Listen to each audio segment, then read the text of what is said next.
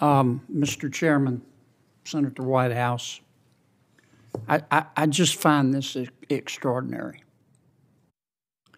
And I find the timing of this to be extraordinary.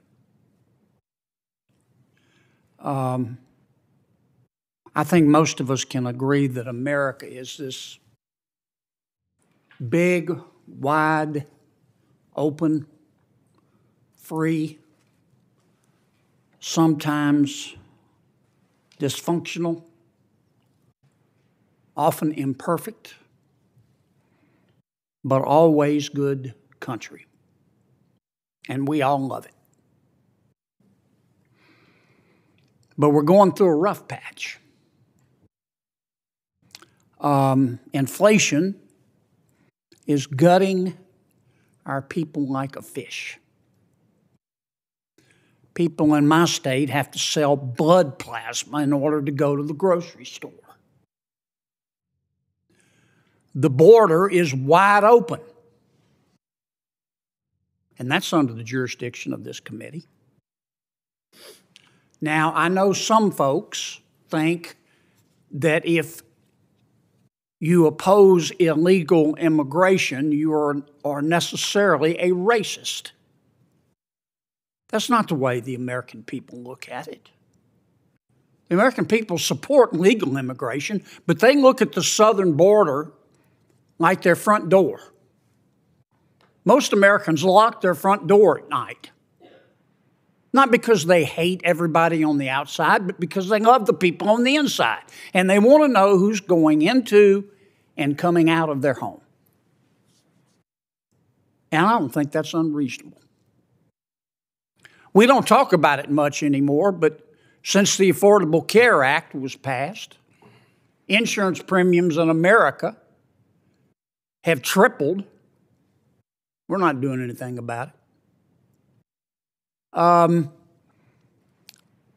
We've always had people in America, unfortunately, who are too poor to be sick, but now many of those people are in the middle class because of our health care delivery system. We're going through a rough patch. Internationally, the world's on fire. The world's on fire in Eastern Europe. It's on fire in the Middle East. The embers are smoldering in the Indo-Pacific. You don't have to be Mensa material to see that this is all being coordinated between and among China and Russia and the Ayatollah in Iran. Their goal is to have Russia dominate Central and Eastern Europe, to have the Ayatollah in Iran dominate the Middle East, to have China dominate the Indo-Pacific and Sub-Saharan Africa, and be free to make whatever move they want to in South America. Look at the democracies that are being overthrown in South America. And that is not a world that is safe for America. But what are we concentrating on? We have decided, Mr. Chairman, to attack another branch of our government. Now, Senator Whitehouse, I don't agree with you, respectfully, that the fundamental issue here is bribery at the Supreme Court. I don't believe that. And I don't believe you do either, sir. I think the fundamental issue here is that there's some people that don't like the opinions being issued by the United States Supreme Court.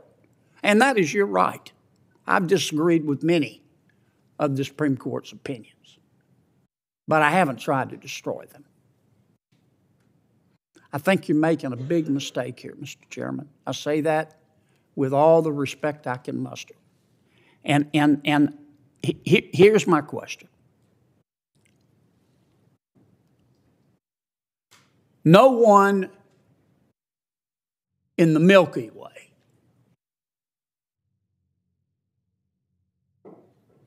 with the possible exception of one of Hunter's hookers believes that all you're interested in is a few documents.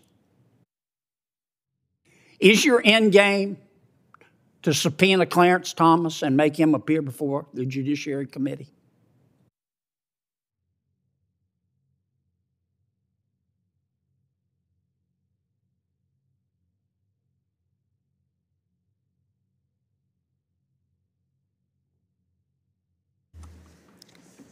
Does the senator yield the floor?